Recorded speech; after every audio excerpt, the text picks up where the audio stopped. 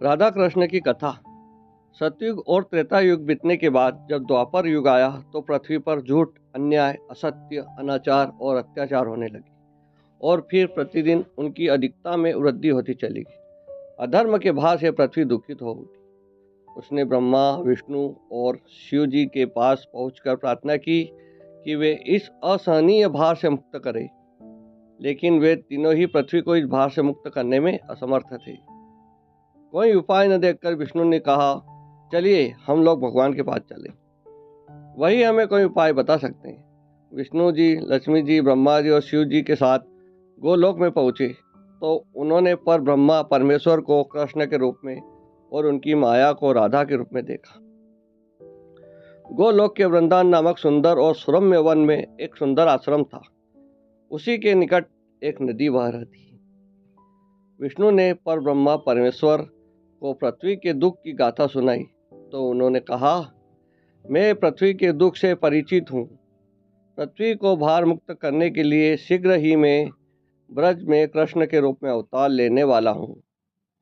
मैं वासुदेव की पत्नी देवकी के गर्भ से जन्म लूँगा और क्योंकि मैं अपनी माया से और मेरी माया मुझसे पृथक नहीं रह सकती, इसलिए मेरी माया राधा के रूप में बरसाने में वृषभानु गोप के घर में जन्म लेगी और उसके बाद मैं पृथ्वी को इस भार से मुक्त दिलाने का प्रयास करूंगा, क्योंकि एक एक पापी का वध करना कठिन है।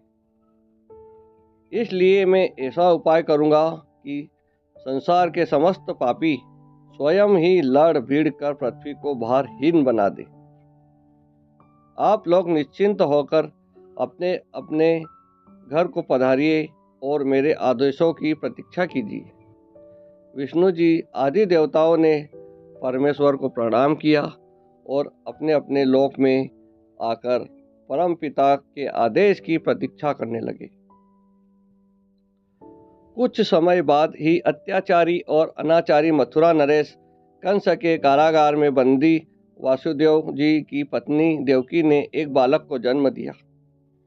बालक के रूप में जन्म लेने से पूर्व ही भगवान ने उन्हें अपनी योजना बताते हुए आदेश दिया था कि वासुदेव जी उन्हें गोकुल में नंद गोप की पत्नी यशोदा के पास छोड़कर आए और उसी उनके गर्भ से जन्म लेने वाली कन्या को लाकर कंस के हवाले कर दे।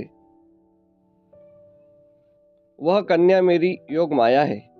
वासुदेव जी ने ऐसा ही किया और कृष्ण गोकुल के नंद गोप की पत्नी यशोदा की गोद में पलने लगे। उसी समय उनकी माया ने भी राधा के रूप में बरसाने के वृषभानु गोप की पत्नी के गर्भ से जन्म लिया, जिसका नाम माता पिता ने बड़ी चाव से राधा रख दिया। दो अलग अलग गांव में रहते हुए भी राधा और कृष्ण बचपन से ही एक दूसरे को चाहने लगे थे। वन में गाय चराते हुए अक्सर राधा जी की भेंट कृष्ण से हो जाया करती थी।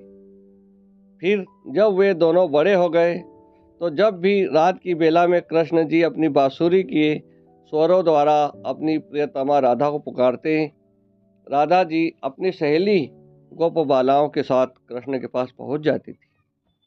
राधा जी और कृष्ण जी का यह प्रेम दो किशोर लड़के लड़की का प्रेम था, जो थोड़े से दिनों में पूरे ही ब्रज में चर्चित हो गया। नंद बाबा और यशोदा ने चाहा कि कृष्ण का विवाह राधा से कर दिया जाए।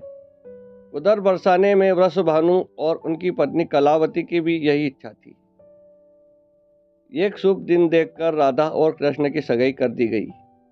पूरा ब्रज प्रदेश आनंदोल्लास भरे उत्सवों से भर गया, लेकिन उन दोनों का विवाह नहीं हो पाया था कि कंस के आदेश पर अक्रूर जी कृष्ण जी को बुलाने के लिए मथुरा से वृंदावन पहुंच गए और अत्याचारी कंस तथा राक्षसी स्वभाव वाले उसके अनुचरों का वध करने के लिए कृष्ण जी को बलराम जी के साथ वृंदावन छोड़कर मथुरा जाना पड़ा।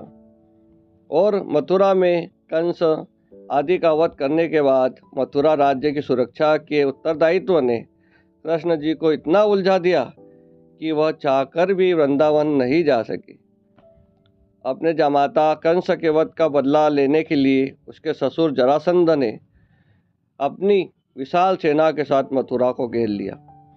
लेकिन कृष्ण जी और बलराम जी ने अपने पराक्रम से जरासंध को और उसकी विशाल सेना को पीठ दिखाकर भागने पर विवश कर दिया। लेकिन जरासंध पराजित होकर भी शांत नहीं बैठा। उसके कई बार मथुरा पर आक्रमण किया। मथुरा एक छोटा सा राज्य था और मथुरा नगर को सुरक्षित स्थान पर नहीं बसाया गया था। अंत में कृष्ण जी ने मथुरा छोड़कर अन्य कहीं जाने का निश्चय कर लिया और जरासंध की विशाल सेना के बीच से मथुरा वासियों को सुरक्षित निकालकर हजारों योजन दूर भारतवर्ष के पश्चिम सागर तट पर ले गए और द्वारका नगर की स्थापना करके एक शक्तिशाली यादव राज्य स्थापित कर दिया। अकबर के साथ मथुरा छोड़कर आने के बाद कृष्ण जी और राधा जी का मिलन फिर कभी भी नहीं हुआ, लेकिन वे आजीवन एक दूसरे को भूल नहीं पाए। वैभव संपन्न द्वारका जी में अनेक सुंदर पत्नियों का प्यार पाकर भी वह राधा के प्यार को नहीं भूल पाए और संसार आज भी राधा कृष्ण के प्रेम को एक आदर्श प्रेम के महान तथा अमर प्रतीक के रूप में याद करता है। उनकी मूर्तियां भारत के मंदिरों में नहीं, विदेशों में भी अनेक मंदिरों में ही प्रतिष्ठित है और लोग बड़े भक्ति भाव से उनकी पूजा आराधना करते हैं।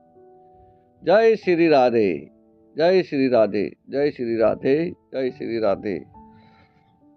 आपको यह कथा अच्छी लगी हो तो चैनल को लाइक, शेयर और सब्सक्राइब जरूर करें। धन्यवाद।